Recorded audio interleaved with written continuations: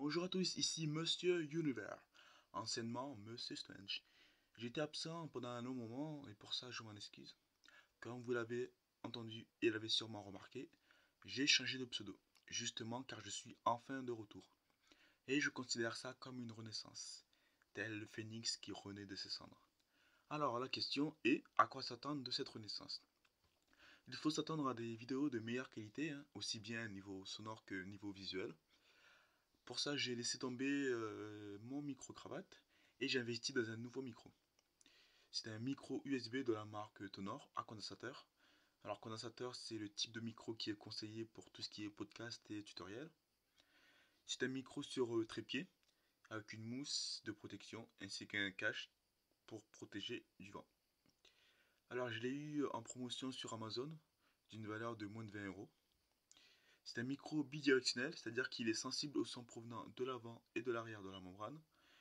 Les sons latéraux ne sont donc pas pris en compte, ce qui améliore grandement la qualité de la vidéo. J'utilise également un nouveau logiciel d'enregistrement, j'ai laissé tomber l'autre, dont je ne sais plus le nom d'ailleurs, puisqu'il était tellement nul.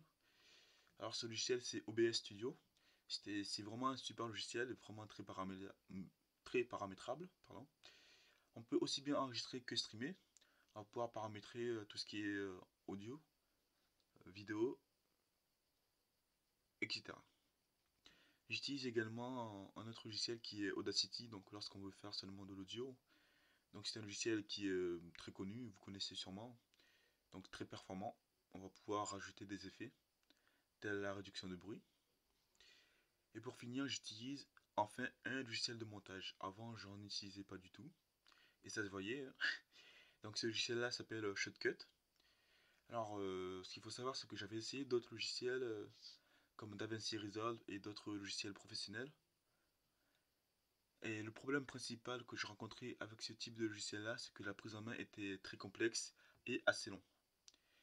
Et ça ne correspondait pas forcément aux besoins que j'avais.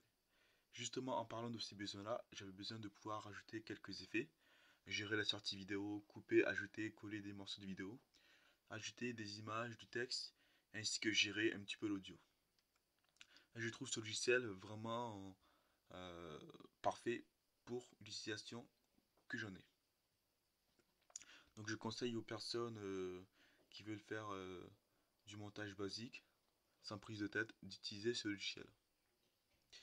Alors de manière plus personnelle, j'ai acheté un PC portable car j'avais un PC fixe et à cause du travail que je faisais, je ne pouvais plus vraiment exploiter ce PC fixe.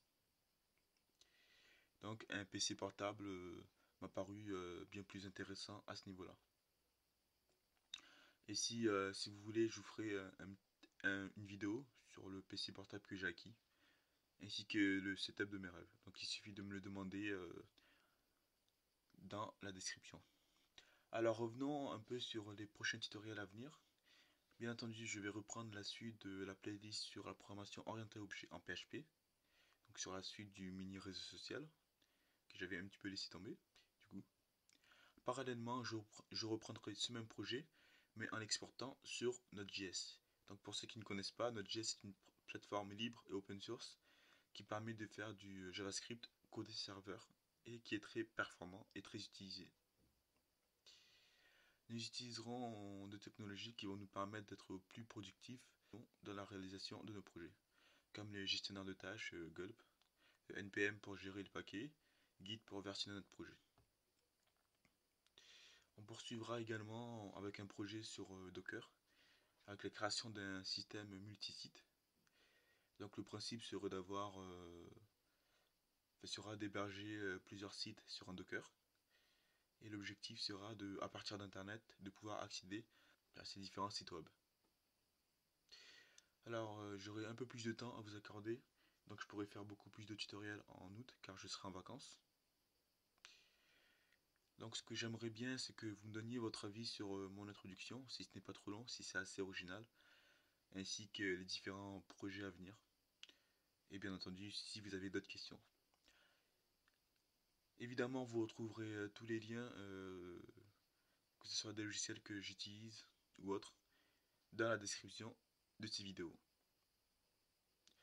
Je vous dis donc à la prochaine.